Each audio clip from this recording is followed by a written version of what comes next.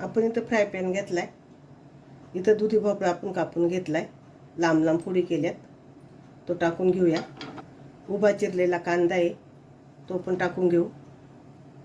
एक टोमॅटो उभा चिरलेला आहे, तो पण टाकून घेऊ. इथं मी लसूण ठेचून उभा कापून घेतलाय.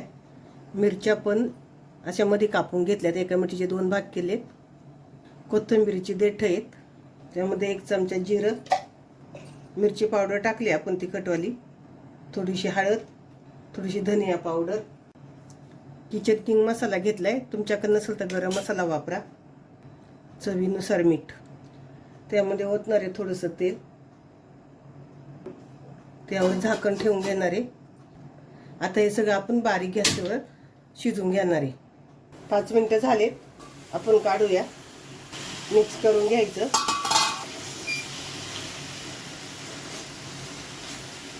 परत एकदा झाकण ठेवून घेऊ.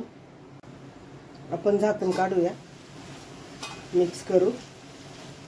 आता याला पाणी सुटायला लागले, बऱ्यापैकी पाणी सुटायला लागले.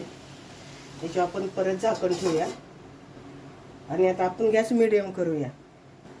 मिडियम गॅसवर आता शिजवून घेऊ. आपण झाकण काढूया, परतून घेऊया. परत एकदा छान मिक्स करून घ्यायचं सगळीकडून. इथं सगळं आपलं मऊ झाले शिजून छान. तर यामध्ये आपण थोडंसं पाणी ओतणार आहे, अगदी थोडं, 1 कपभर गरम पाणी होता. परत एकदा मिक्स करून घेऊ आणि झाकण ठेवूया. मिडियम गॅसवर शिजून घेऊ. परत झाकण खोलून बघूया, मिक्स करू. इथं भाजी आपली शिजली आहे, भोपळ्याचा एकदम गाळ झाला आहे. त्यावरती थोडीशी कोथिंबीर, परत एकदा मिक्स करू. तुम्हाला याच्यात थोडी ग्रेव्ही पाहिजे असेल तर थोडंसं जास्त पाणी टाका. सुकी पाहिजे असेल तर अगदी अर्धा कपात आपली छान शिजून होते. तर आपली भाजी तयार.